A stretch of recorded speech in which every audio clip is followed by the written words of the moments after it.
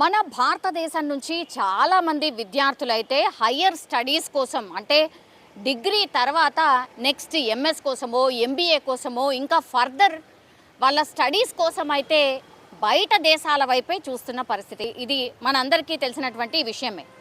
So PG level of studies ఏవైతే ఉంటాయో ఎక్కువ మట్టుకైతే ఏ దేశంలో ఆపర్చునిటీస్ ఉన్నాయి, వీళ్ళు చదువుకోవాల్సింది ఏంటి, చదవాలనుకుంటుంది ఏంటి, దాన్ని బేస్ చేసుకొని డిఫరెంట్ కంట్రీస్ని ఆప్షన్గా చూస్ చేసుకొని వాటికి అప్లై చేయడం, ఆ తర్వాత వెళ్ళడం, ఇది కామనెస్ట్ థింగ్.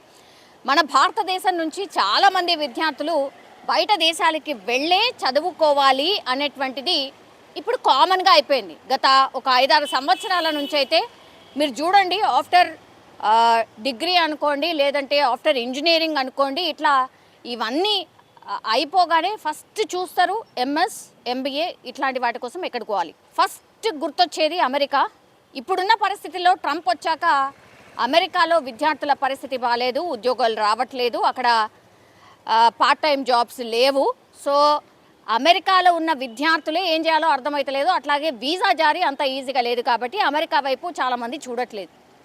నెక్స్ట్ ఆప్షన్గా చూసింది చాలామంది ఏంటి అంటే కెనడా. అట్లా కెనడా వైపు కూడా చాలామంది పోయినరు, అంటే అమెరికా లేదంటే నెక్స్ట్ కెనడా. సో కెనడాకి వెళ్ళినటువంటి విద్యార్థులకు కూడా కొంత ఇబ్బందులు వచ్చాయి. ఎట్లనైతే అమెరికా మా పౌరులే ఇంపార్టెంట్ అని ఎట్లయితే అనుకుంటుందో, సేమ్ కెనడాలో కూడా అక్కడి ప్రధాని కూడా అట్లాంటి డిసిషనే తీసుకున్నారు. అంటే కుప్పలు తెప్పలుగా మన దగ్గర నుంచి వెళ్ళిన వాళ్ళు కూడా చాలామంది ఉంటారు. ఎస్పెషల్లీ కూడా పంజాబ్ నుంచి చాలామంది కెనడాకి వెళ్తూ ఉంటారు. పంజాబ్ నుంచి చాలామంది ఫ్యామిలీస్ ఎక్కువగా కెనడాలో సెటిల్ అయి ఉంటారు. అంటే ఈ సిక్స్ ఎవరైతే ఉంటారో వాళ్ళందరూ కూడా, ఈ సిక్కులు అనే వాళ్ళందరూ కూడా చాలా మట్టుకి కెనడాలో సెట్ అయి ఉంటారు. మరి రీజన్ ఏంటి అనేది వాళ్ళ కంఫర్ట్ ఆర్ బిజినెస్ చేసే వాళ్ళకు బాగుంటుంది అన్న థాట్తోని వెళ్తూ ఉంటారేమో. ఇప్పుడు పంజాబ్కి సంబంధించిన ఆప్ నాయకుడు ఎవరైతే ఉన్నారో ఆయన పేరు వచ్చేసి దేవిందర్ సింగ్ కుమార్తె వంశిక. ఆమె 2.5-3 సంవత్సరాల క్రితం ఫర్దర్ స్టడీస్ కోసం, హయ్యర్ స్టడీస్ కోసం కెనడా వెళ్ళింది.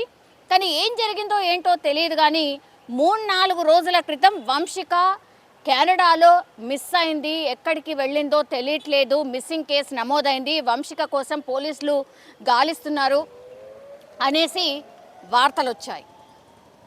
గాలింపు అయిపోయింది. పూర్తిగా పోలీసులు ఈ వంశిక కోసం వెతికిన పరిస్థితి. ఎక్కడెక్కడైతే ఆమె చదివిందో, ఆమె ఫ్రెండ్స్ ఎక్కడైతే ఉన్నారో, ఆమె నివాసం ఎక్కడైతే ఉందో అక్కడంతా వెతికిన తర్వాత ఇప్పుడు వంశిక ఎక్కడ దొరికిందంటే, వంశిక బీచ్లో అనుమానాస్పద స్థితిలో చనిపోయి ఉన్నట్టుగా ఇప్పుడు పోలీసులు, నేను చెప్పినట్టుగా పంజాబ్కి సంబంధించిన దేవిందర్ సింగ్ కుమార్తె వంశిక, సో అతనికి ఇన్ఫర్మేషన్ ఇవ్వడం జరిగింది.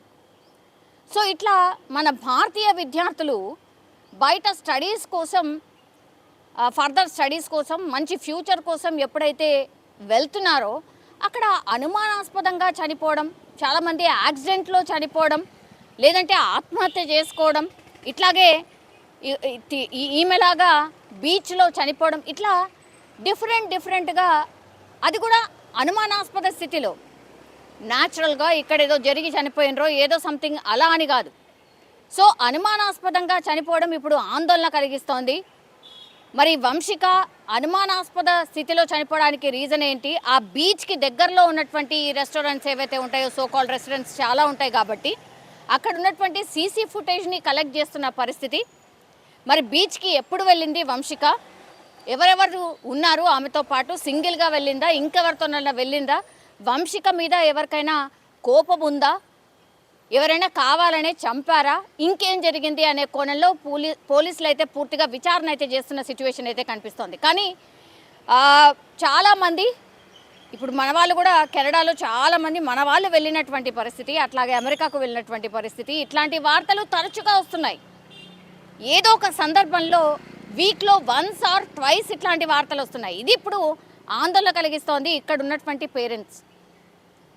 ఇది మాత్రం ఈ పంజాబ్కి సంబంధించిన లీడర్ పొలిటీషియన్ వాళ్ళ కుమార్తెని అనుమానాస్పద స్థితిలో చనిపోయిన సిచ్యువేషన్. మరి ఈ కేసునైతే సీరియస్గా దర్యాప్తు చేస్తున్నారు పోలీసులు అయితే. మరి వంశిక విషయంలో ఏం జరిగింది ఏంటి అనేది పూర్తిగా తేల్చే అవకాశం అయితే కనిపిస్తోంది. కానీ అత్యంత బాధాకరం, ఇట్లాంటి ఇన్సిడెంట్స్ తరచుగా జరగడం కూడా ఆందోళన కలిగిస్తున్నటువంటి